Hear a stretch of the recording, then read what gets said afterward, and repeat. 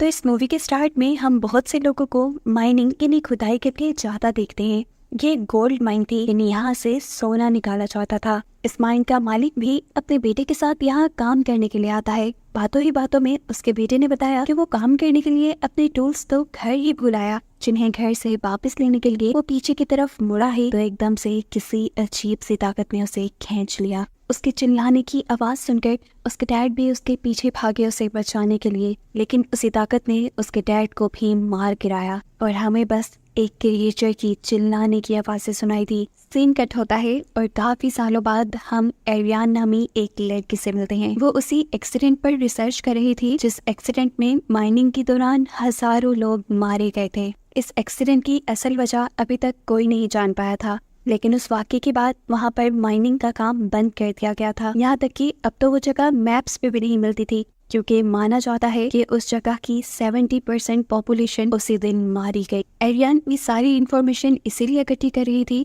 क्योंकि साइंटिस्ट के एक ग्रुप ने उसे हायर किया था और माइंस का दोबारा पता चलाने के लिए। उस जगह के बारे में बहुत सी इंफॉर्मेशन इकट्ठी करने के बाद वो साइंटिस्ट के ग्रुप के साथ उस जगह को यानी उन माइंस को ढूंढने के लिए निकल जाती है। लेकिन जैसे ही ये लोग माइंस के करीब पहुंचे तो इनके फोन्स के सिग्नल जा चुके थे। रास्ते में उतर कर एरियन एक शॉपकीपर से उन माइंस का पता पूछती है, लेकिन अजीब बात थी, वो आदमी इन माइंस के यहाँ होने या उनके बारे में जानने से साफ इनकार कर चुका था। एरियन जब उसके ऊपर जोर डालती है तो गुस्से में वो पूछता है, तुम्हें वहाँ जाकर करना क्या है, चली जाओ यहाँ से वापस। वो ऐसे बात कर रहा था जैसे वो एरियन को वार्निंग दे रहा हो। हम नोटिस करते हैं कि इस स्टोर में खड़ा हुआ एक आदमी चुपके से इनकी बातें सुन रहा था, जो किसी को कॉल करके कहता है कि बस खतरा आने वाला है। एरियन तो अपने ग्रुप के साथ यहाँ से निकल जाती है, लेकिन थोड़ा ही दूर जाने पे वो नोटिस करती है कि कार कॉन्टिन्यूसली उनका पीछा कर रही थी। उनको चकमा देने के लिए एरियन माइंस की तरफ जाने के बजाय जंगल में आगे की तरफ बढ़ गई और जिस पॉइंट पर माइंस थी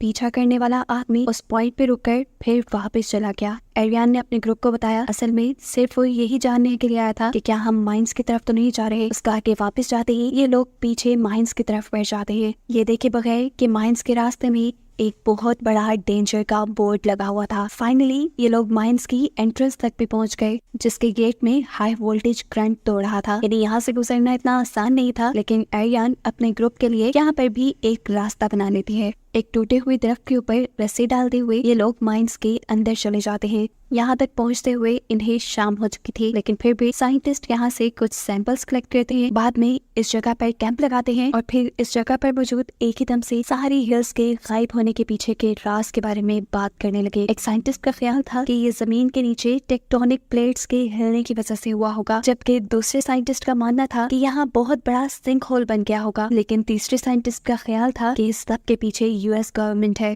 क्योंकि एक मिनट पर रशिया ने जमीन के अंदर सबसे गहरा गड्ढा खोदने की कोशिश की थी। मे बी रशिया का मुकाबला करने के लिए यूएस गवर्नमेंट भी ऐसा ही कुछ करना चाह रही हो, जिस एक्सपेरिमेंट के रिजल्ट्स इतने बुरे निकले होंगे कि उन्हें ये सब बंद करना पड़ा। इसीलिए तो यहाँ की हर इंफॉर्मेशन भी इंटरनेट से मिटा दी गई। जरूर ऐसा ही कुछ हुआ होगा। वो यहाँ बाकी लोगों को एक रिकॉर्डिंग भी सुनाता है जो रशियंस ने जमीन की गहराई से रिकॉर्ड की थी। ये ऐसे लग रहा था जैसे किसी क्रिएचर, किसी डेविल की आवाज हो। लेकिन दूसरे साइंटिस्ट इसको सुनकर कहते हैं, नहीं, ये सिर्फ जमीन के टेक्टोनिक प्लेट्स के गरजने की आवाजें हैं। सीन कट होकर दूसरी तरफ हम देखते हैं कि यहाँ की रखवाली करने वाला एक आदमी ये नोटिस करता है कि उनके गेट की ग्रिल्स अंदर की तरफ मोड़ी हुई हैं, जो कि एक जानवर तो बिल्कुल नहीं कर सकता था। इसका मतलब अंदर कोई था। वो लोग यहाँ कुछ और क्लूज ढूंढने लग जाते हैं और दूसरा आदमी जैसे ही यहाँ पर एक इंस्टॉल हुए गेट को देखने लगता है तो अचानक ही एक अजीब सी क्रिएचर ने उसे उस गेट के अंदर ही खींच लिया और फिर मार डाला। ये देखकर वो बूढ़ा आदमी जिसका नाम पॉल है वो शॉक रह जाता है और अपने ग्रुप को जाकर कहता है कि साइंटिस्ट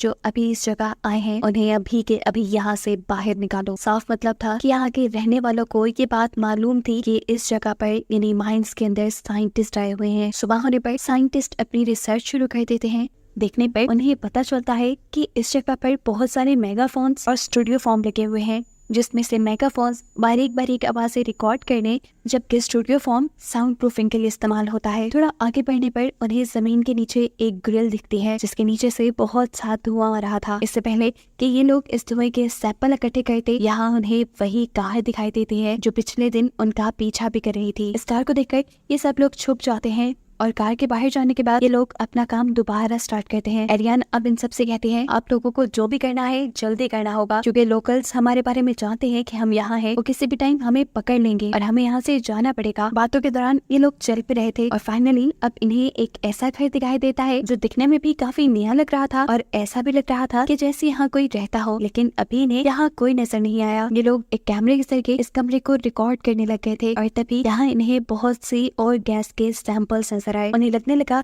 कि क्या ये गैस ही तो यहाँ पर मौजूद माइंस और गांव के गायब होने की वजह तो नहीं। एरियन आगे जाकर अब इस घर का पिछला दरवाजा खोलती है तो ये लोग फाइनली माइनिंग एरिया की तरफ पहुंच चुके थे। इसे देखकर ये साइंटिस्ट बहुत ज्यादा खुश होते हैं, आखिर उन्हें वो जगह मिल ही गई थी जिसके बारे में इन्होंने कहानियां पढ़ी थी। माइनिंग वाले सारे एरिया को हाई वोल्टेज करंट वाले गेट से बंद किया गया था। ये लोग सबसे पहले जाकर उस गेट का करंट डिसेबल करते हैं और फिर इन ग्रिड्स को या इन गेट्स को खोलने लग जाते हैं। हालांकि एरियन पीछे से उन्हें ऐसा करने से मना भी कर रही थी क्योंकि यहाँ खतरा भी हो सकता था, लेकिन ये लोग एरियन की एक नहीं सुनते। इन ग्रिड्स को खोलने के बाद वो एक रस्सी के जरिए एक स्कैनर होल के अंदर भेजते हैं, लेकिन इन्हें स्कैनर के जरिए दूर दूर तक कुछ दिखाई नहीं देता। बस इन्हें यही नजर आ रहा था कि इस होल के अंदर बहुत सारी एंथ्रासाइट्स हैं जो कि बहुत ही रेयर और महंगी मेटल होती है। ये देखकर ये सारे साइंटिस्ट खुश हो जाते हैं। एकदम से एक साइंटिस्ट को नीचे से कुछ अजीब आवाजें सुनाई देती हैं। ये आवाज एकदम से इतनी तेज हो गई कि उसके कान में भी दर्द होने लगा। उसने अपने हेडफोन्स उतार दिए जिसके जरिए बाकी सब लोग भी वो खौफनाक आवाज सुन सकते थे। गलती से इस साइंटिस्ट का पाँव एक रस्सी पे रखा जाता है और कोई ना दिखने वाली फोर्स उस आदमी को इसी रस्सी के जरिए उस होल के अंदर खींच लेती है, जिसकी वजह से वो जख्मी हो गया था, उसे खून आ रहा था और अब होल के अंदर से वो जोर जोर से मदद के लिए चिल्ला रहा था। ये सुनकर एरियन और उसका एक साथी जेमी एक रस्सी के जरिए उस होल के अंदर जाते हैं। यहाँ बहुत अंधेरा था और इसी अंधेरे में आर्यन किसी चीज के जलने का शैडो देखती है। यहाँ इस होल में से बहुत सी अजीबोगरीब गैसेस भी निकल रही थी जो इन्हें नुकसान पहुंचा सकती थी, उन्हें हेलुसिनेट करके बेहोश कर सकती थी। इन्हें जल्द से जल्द यहाँ से वापस जाना था, लेकिन एरियन का साथी उसे कहता है कि मैं अपने दूसरे साथी को लिए बगैर यहाँ से बाहर नहीं निकलूंगा। इतनी देर में ऊपर की तरफ यहाँ का लोकल आदमी आ जाता है जिसके हाथ में गन थी और वो ये देखकर इन लोगों पर गुस्सा हो रहा था कि उन लोगों ने ये ग्रिड्स खोल दी। वो जल्दी से अब उन रस्सियों को काटने लगा जो कि उस हॉल के अंदर गई हुई थी। वो ये नहीं जानता था कि इन्हीं रस्सियों के जरिए दो इंसान यानी एरियन और उसका साथी जिमी अंदर गए हुए हैं। एक रोक के करते ही नीचे ये दोनों डर जाते हैं और जल्दी से एक ही रस्सी के जरिए वापस ऊपर आते हैं। इनके पास अब अपनी मदद को बुलाने के लिए भी कोई नहीं था। ऊपर से ये लोकल आदमी जो लगातार इनके ऊपर गुस्सा किया जा रहा था और जल्द ही इन्हें यहाँ से निकलने को कह रहा था। इसे चुप करवाने के लिए इनमें से एक आदमी उसके ऊपर उसी की गन से हमला करते हुए उसे बेहोश कर देता है और अब ना चाहते हुए भी ये लोग इसी आदमी की कार लेकर यहाँ से निकल जाते हैं क्योंकि यहाँ पर सिग्नल भी नहीं आ रहे थे और ये लोग किसी को मदद के लिए बुला भी नहीं सकते थे। अपने साथी को भी इन्होंने होल के अंदर ही छोड़ दिया, ये फैसला करते हुए कि इन दोनों को बचाने के लिए ये लोग वापस आ जाएंगे। इसी आदमी की कार के जरिए ये लोग जंगल के रास्तों से होते हुए बहुत ही तेजी से जंगल से बाहर निकलने की कोशिश में थे, लेकिन अचानक ही इनकी कार एक झटके से रुकी और इन्हें मालूम हुआ कि इनकी कार का टायर बर्स्ट हो चुका था। ऐसे ही ना चाहते हुए भी इन्हें पैदल ही अपना सफर शुरू करना पड़ता है। ये लोग जल्द ही किसी शहर या गांव तक पहुंचना चाहते थे, लेकिन जंगल से निकलने से पहले ही इन्हें अजीबोगरीब आवाजें सुनाई देना शुरू हो जाती हैं। दूसरी तरफ वो लोकल आदमी जिसे ये लोग माइंस के पास ही बेहोश छोड़ाए थे, उसे भी होश आया। वो एक रेडियो के जरिए अपने साथियों को ये बताता है कि साइंटिस्ट ने यहाँ के ग्रिड्स खोल दी हैं और अब यहाँ खतरा है। इससे पहले कि वो कुछ और डिटेल्स उसे बताता, एकदम से एक मिस्टीरियस सी क्रिएचर आकर उसे हमला करके मार देती है। मरने से पहले यह आदमी बस एक इमरजेंसी अलार्म ही बजा पाया था, जिससे सभी लोगों को अब यहाँ पर आए खतरे के बारे में पता चल जाता। यहाँ एरियन का ग्रुप जो तेजी से जंगल से निकलकर किसी भी गाँव किसी भी टाउन तक पहुँचने की कोशिश में था, उन्हें जंगल में से ही एक अजीब सी आवाज सुनाई देती है। ये अजीब आवाज बिल्कुल ऐसी ही थी जैसी पिछली रात साइंटिस्ट ने उन्हें रिकॉर्डिंग में सुनाई थी। डर कर ये लोग अपनी फ्लैश लाइट्स भी ऑफ कर देते हैं और एरियन नाइट विजन के जरिए यहाँ पर चीजें देखना शुरू करती है और एकदम से उसके सामने आ जाता है एक बहुत ही अजीब सा मॉन्स्टर, जिससे बचने के लिए ये लोग भागने लगे। लेकिन अफसोस की बात ये थी कि ये मॉन्स्टर उनके एक साथी के ऊपर हमला कर चुका था। वो एरियन के भी बहुत करीब था और एरियन को भी पकड़ने ही वाला था, लेकिन वो उसे धक्का देते हुए अपने से दूर करती है और तेजी से भागना शुरू कर देती है और भागते हुए अपने बाकी साथियों तक पहुंच जाती है जो इस टाइम रोड के पास भी पहुंच चुके थे। ये लोग यहाँ एक ट्रक को भी रोक चुके थे जिसके पीछे ये तीनों चढ़ जाते हैं। एरियन के साथ ही चढ़ने के बाद भी गोलियां चलाती है ताकि वो मॉन्स्टर डर कर इन तक ना पहुंच पाए। थोड़ी ही देर में अब ये लोग पास के एक टाउन में भी पहुंच चुके थे, जहाँ जाकर इन्होंने नोटिस किया कि यहाँ के लोकल्स किसी इमरजेंसी सिचुएशन के लिए अपने आप को तैयार कर रहे हैं। शेल्बी इन्हें भी एक सेफ घर में लेकर जाती है, जहाँ जाकर इन्हें मालूम होता है कि शेल्बी को पहले से ही इन मॉन्स्टर्स के बारे में पता था और उसने इन मॉन्स्टर्स के बारे में पहले से ही बहुत सी इन्फॉर्मेशन इकट्ठी की हुई थी। उनकी इन्हीं बातों के दौरान यहाँ पॉल भी आ जाता है, वो जिसे पहले भी हमने माइंस के पास देखा था। वो इन सबसे कहता है कि मैंने अपनी पूरी लाइफ, अपना पूरा बिजनेस यहाँ पे रहने वाले लोगों के लिए कुर्बान कर दिया और माइंस की हिफाजत करने में कुर्बान कर दिया, ताकि तुम जैसा कोई आकर यहाँ पर लोगों के लिए मुसीबत ना फैला दे, लेकिन फिर भी तुमने वही किया। इन्हीं बातों के दौरान पॉल को एक मैसेज मिलता है जिसमें उसे बताया जा रहा था कि अब उस होल में से बहुत से क्रिएचर्स बाहर निकलने लगी हैं और अब पॉल को उस होल को बंद करना है ताकि उन क्रिएचर्स को रोका जा सके। एकदम से इन्हें अपने करीब से भी क्रिएचर की आवाज आती है। ये समझ गए थे कि क्रिएचर वहां से निकल गई, यहाँ टाउन तक भी पहुंच गई। उससे बचने के लिए ये सब के सब एक ट्रक के पीछे छुप जाते हैं। रेडियो के जरिए इन्हें मैसेज मिलता है किसी और सेफ हाउस तक जाने का, क्योंकि यहाँ तक तो बहुत से मॉन्स्टर्स आ चुके थे और इन लोगों की जानों को खतरा था। सबसे करीब भी जो सेफ हाउस था वो पहाड़ी के ऊपर था। ट्रक ड्राइवर जो इन सब की मदद करके इन्हें यहाँ तक लेकर आया था वो काफी बूढ़ा था। वो जानता था कि वो इतनी जल्दी भागकर पहाड़ी पर नहीं चढ़ सकता, इसीलिए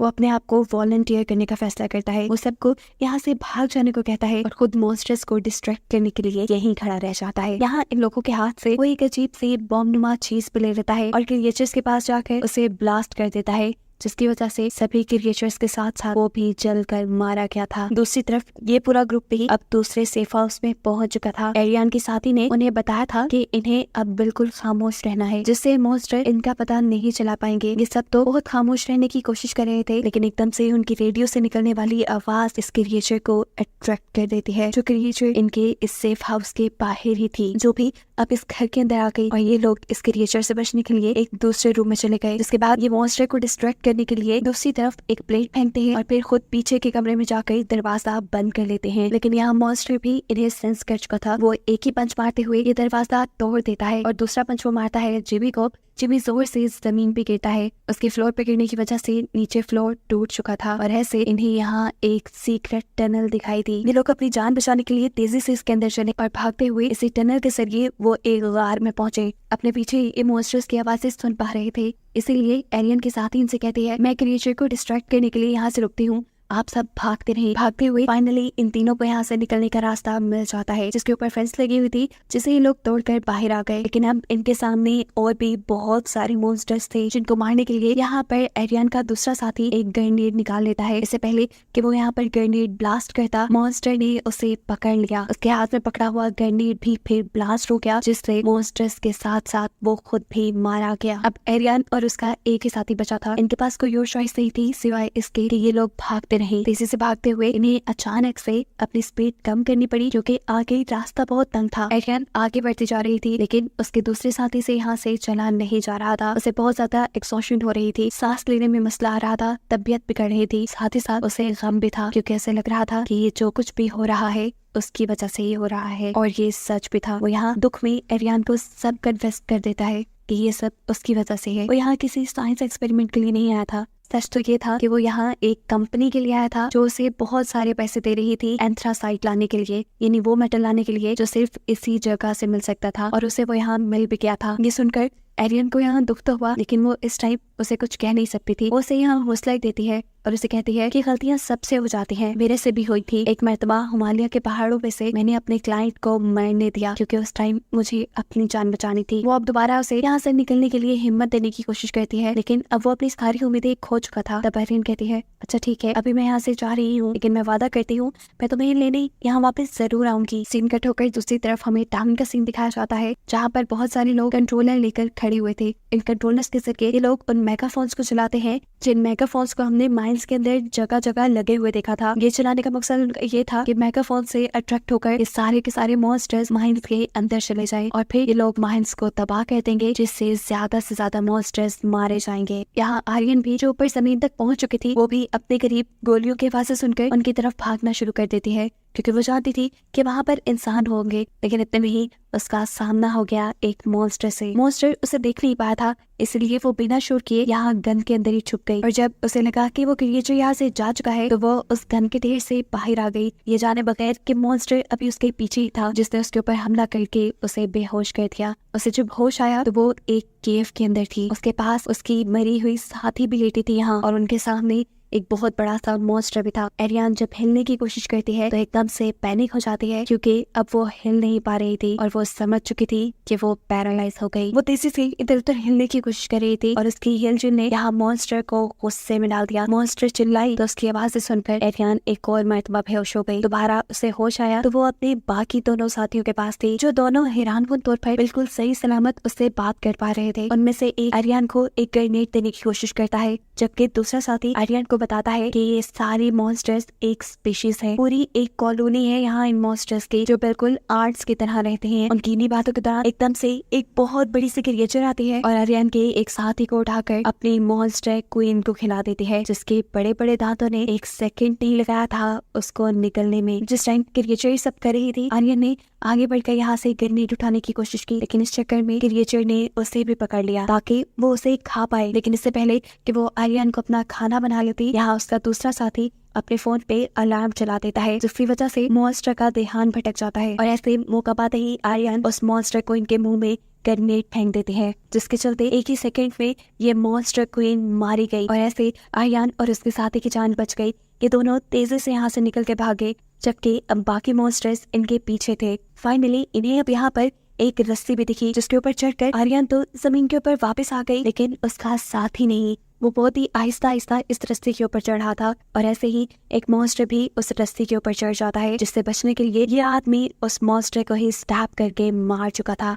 लेकिन जब उसने देखा कि अब इस रोप इस रस्सी के ऊपर बहुत से और मॉन्स्टर्स लटक चुके हैं, तो वो फैसला करता है कि अब उस रस्सी को ही वो काट देगा ताकि ये मॉन्स्टर्स ऊपर जमीन पे जाके कोई तबाही न मचाए। उसके इस फैसले ने बेशक उसकी अपनी जान ले ली थी, लेकिन कई लोगों की जान बचाई भी थी। जिस टाइम ये सारे मॉन्स्टर्स मिलकर उसको खाने में लगे हुए थे, एरियन के पास ऊपर जमीन पे यहाँ बहुत से लोकल्स आ जाते हैं, जिन्होंने एरियन की मदद करते हुए उसे बचाकर बिल्कुल बाहर निकाल लिया और फिर आग के जरिए उन सभी मॉन्स्टर्स को जलाकर मार दिया। बचे हुए मॉन्स्टर्स अपनी जान बचाने के लिए वापस उसी होल के अंदर चले गए, जिसके बाद इन लोगों ने इस होल को परमानेंटली बंद कर दिया। फाइनली अब ये लोग माइन से बाहर निकल आए थे। माइन से बाहर निकलने के बाद पॉल यानी वो बूढ़ा आदमी जिसने उसकी मदद की थी, वो उसे बताता है कि तुम्हारा साथी जो केव के अंदर फंस गया था वो भी मारा गया। ये सुनकर उसे बहुत दुख हुआ। वो पॉल से कहती है कि अगर मैं शहर से बाहर गई और किसी को अपनी स्टोरी सुनाई तो कोई मेरी स्टोरी पे बिलीव नहीं करेगा, इसलिए उसने फैसला किया कि आज के बाद वो भी यही रहेगी और इन लोकल्स के साथ इस माइन की हिफाजत करने में इनकी मदद करेगी, जिसको दिखाते हुए ही ये कहानी यहाँ खत्म हो गई।